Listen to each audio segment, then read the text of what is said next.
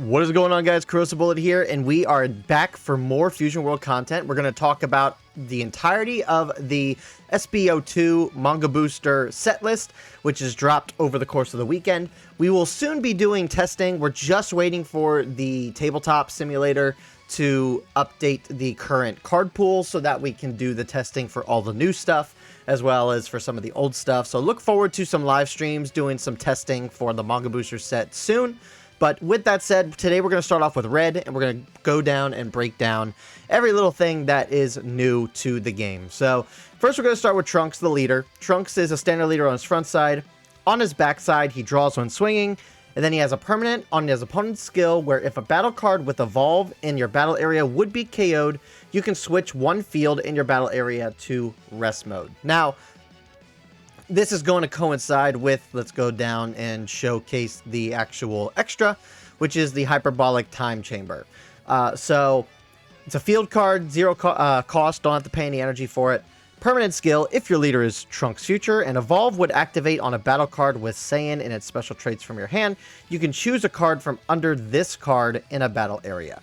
So the one big issue, in my opinion, at least, in terms of how Evolve works in Fusion World, is that when it came to the Daima Evolve support, right? The biggest issue was that there wasn't really much in the way of safeguarding those cards, right? Like, there wasn't really much you could do to prevent those cards being removed in any way. And especially when you're talking to, like, when you're talking about, like, the Glorio deck for, in particular, you were thinning yourself out in hand quite a bit just to get your Evolve chain and your Evolve pieces off. So not only did you not have any safeguard in protecting your Evolve pieces, but you were also really thin in hand to really do anything about it anyway. So eventually you just kind of got blitzed down. Either you blitz your opponent down fast enough or they blitz you down. So it was just a very straightforward, like, mechanic. With this, it actually is like... With this, it's actually pretty nice because you have quite a bit of safeguards. You have the Trunks, which protects your Evolve pieces. And then you also have the Field, which also protects your setup pieces for Evolve, which I think is pretty cool. So, Trunks as a leader, though, I don't know how he's going to be as a leader. I think he might be a little... I don't want to say undertuned. We'll kind of have to see with testing, but... The mechanic in which the deck kind of runs and functions is really cool. I just don't know if it's enough. We'll see, I guess, with testing. So we got North Kai, 1 cost, 5k powered, 5k combo. On play, if your leader is Trunks Future, look at 5 cards from the top of your deck, reveal up to 1 card with Evolve and add it to your hand. The rest go into your bottom in a random order. Just a searcher, nothing crazy. It only searches your Evolve targets, which there's quite a bit of Evolve targets in this particular deck. So I can't imagine that it would feel that bad to not find pieces that you would need. That being said, though, this is a little bit limiting because you can only pick up your Evolve pieces. So half the deck you're probably like missing on, and half the deck you pretty much find. So I'm not a fan of searchers like these, but for this deck it might be necessary. We'll have to see. Son Goku, 1 cost, 5k power, 10k combo. End of your turn, you return this card from a battle area to its owner's hand. You place any number of battle cards with Saiyan and Lookout in their special traits from your hand or battle area under the Hyperbolic Time Chamber in your battle area until it has 2 or fewer cards under it. Then you draw 1 card for each card placed in this skill. So this is pretty cool. So basically the idea behind this is that it's like the 1 cost... the 1 cost Pan in the GT Goku deck. It's the 1 cost Fidel in the Satan City deck. You play this out. End your turn. It comes back to your hand. You place 2 of your setup pieces for your Evolve, and you place it under your Hyperbolic Time Chamber extra.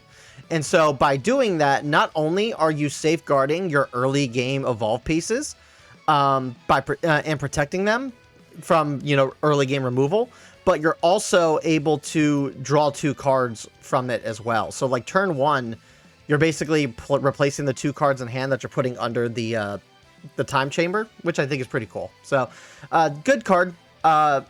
we're gonna see a theme here with these lookout cards though, and we'll once we kind of get into it, you guys will see. First, so we got the first part of the Goku chain, which I think is the only part of the Goku chain, if I remember correctly. 3 costs, 20k power to 5k combo. Evolve, you pay 1 energy on a Son Goku with Lookout and special traits. So that was the previous card that we just saw. And then when attacking, if there is a Hyperbolic Time Chamber in your battle area, you choose 1 battle card on your opponent's board and minus it 15,000. It's not a bad card. Yeah, it's not too bad. It's basically like hard removal. Because you're minusing something 15, you're probably swinging with this guy into that board, so they have to give you a super combo more likely than not, to kind of get out of that. It's an okay card. This is an alright card. For what it's doing, minusing 15,000 for 3 energy is actually really good, really strong. So, he's just a very underwhelming card just when you look at his actual stats himself. So, and then we got the alt art. Which alt art, by the way, the alt arts in this set look fantastic. Absolutely fantastic. Also, I think it's kind of interesting that this Goku's got DKP at the top, and then it's Frieza, and then it's Cell. I don't know. It's interesting they chose DKP for the top here. Makes sense though, I guess, because this is Goku before the Buu Saga. So who else would you show here? But yeah, cool alt art. Then we go into Son Gohan. This is our Gohan. Lookout character. So 2 cost, 10k power, 10k combo. On play, add up to 1 card from your life to your hand. Then, if there is a Hyperbolic Time Chamber in your battle area, choose up to 1 battle card in your opponent's battle area and minus it 10,000 power for the turn.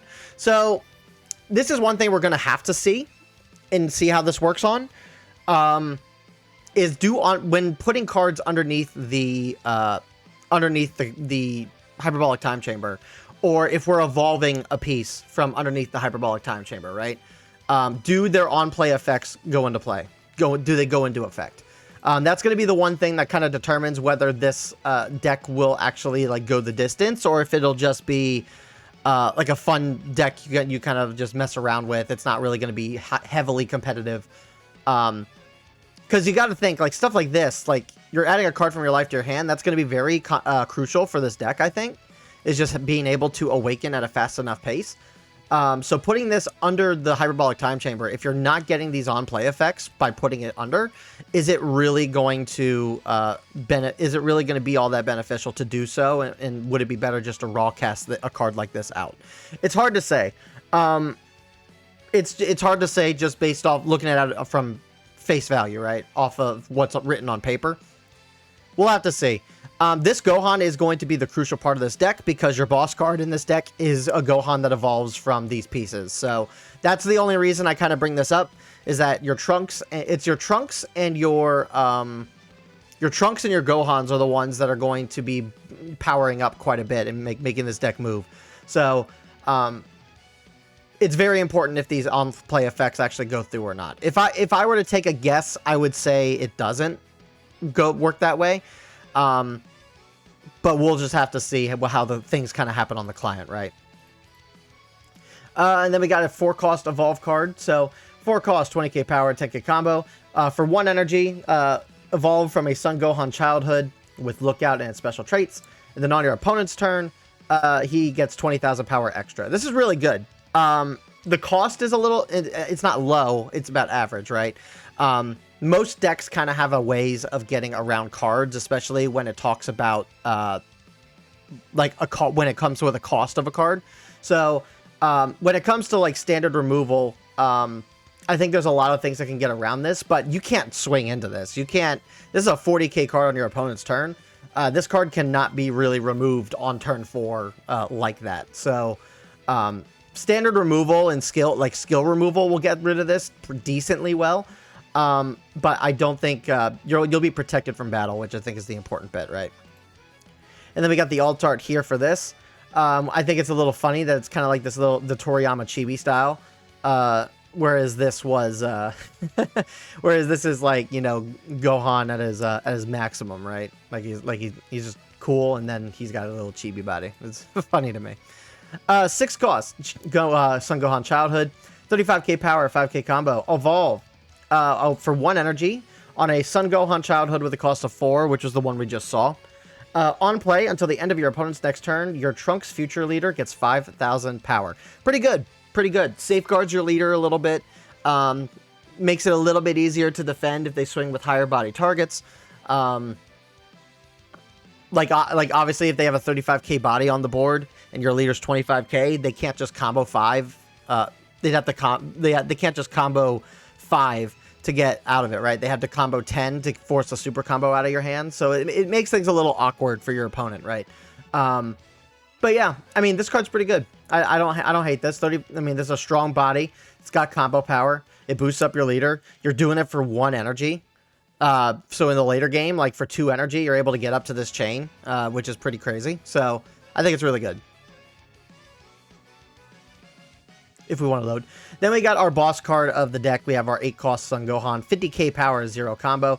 Evolve for 2 energy onto a 4-cost or more. And then on play, choose up to 1 battle card with 35,000 power or less in your opponent's battle area and KO it. Not bad. It's nice that this has multiple targets to work off of. You can use this on the 6-cost. You can use this on the 4-cost. And then it just more or less removes just about anything on the board except for like the high-end green stuff. But it's also a high-end body itself. It's 50,000 power. So it's like going to be very hard to remove. It can't just be easily removed in red. Yeah, like this is a fantastic card for this deck. Like this deck probably needed a card like this just to stay relevant. So I honestly, it's awesome. I like that. Next we have 2-cost Tien. 2-cost, 5k power, 10k combo. If your leader is Trunks, add 1 card from your life to your hand. Then choose up to 1 of your opponent's battle cards with 25,000 power or less, and they cannot attack during their next turn. I think this card's going to be a bit situational. The Self-Awakening is nice, but I don't know if you're just playing this to Self-Awaken, because, like, what else are you really doing that turn if you're doing this to Self-Awaken early game? But, I mean, freezing something down so it can't attack is not bad. You could probably run, like, maybe a couple of these, 2 or 3, maybe, and be perfectly fine.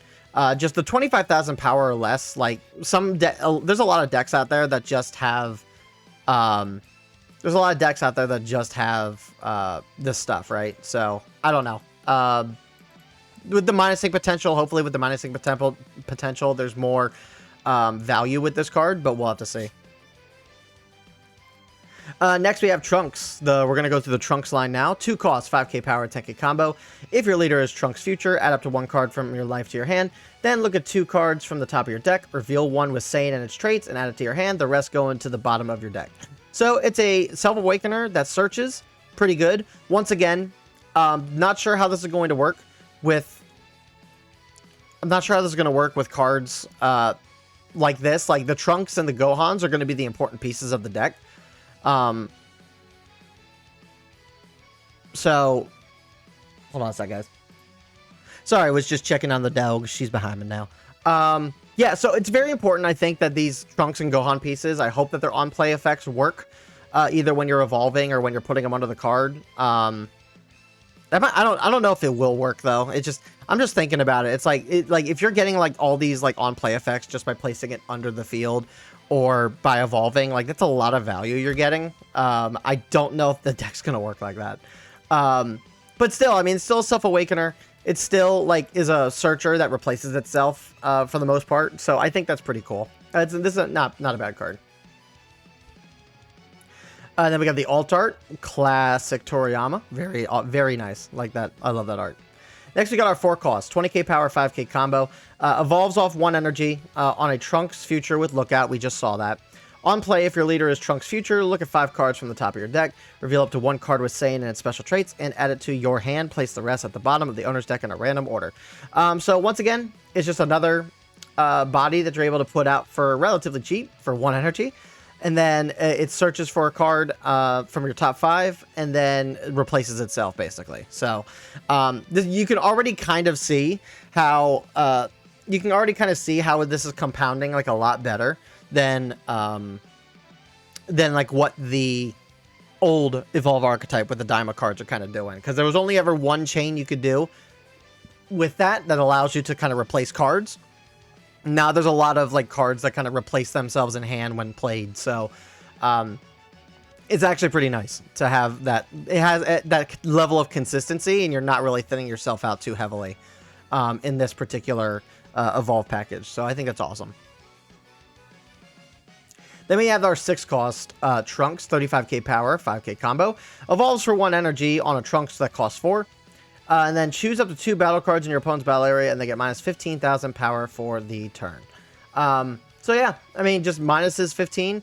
If you need to remove something on your opponent's board, this is the card that you want to play. You just kind of go into board heavily on that particular turn. Not sure how often we're going to see the use for this Trunks versus like the Gohans and stuff, but we'll, again, like with testing, we'll kind of get an idea of like what really works and what really doesn't work. In the deck, we'll kind of see. Next, we got Piccolo, 1 cost, 5k power, 5k combo. Look at 5 cards from the top of your deck. Reveal up to 1 non-Piccolo card with Lookout and its special traits and add it to your hand. Place the rest at the bottom of the door. Again, it's another searcher. Similar to the King Kai that only finds your evolved pieces.